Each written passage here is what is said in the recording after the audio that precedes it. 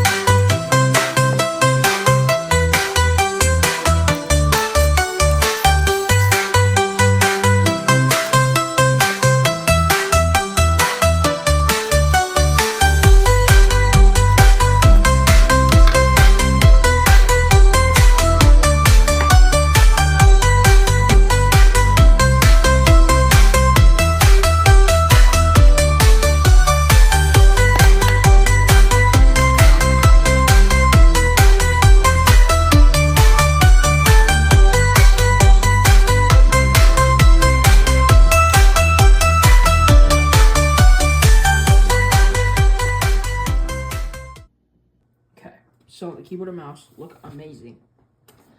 You know, there's a little screen on the keyboard. You know, just get that. Tap it, goes up, barely tap it, barely tap it.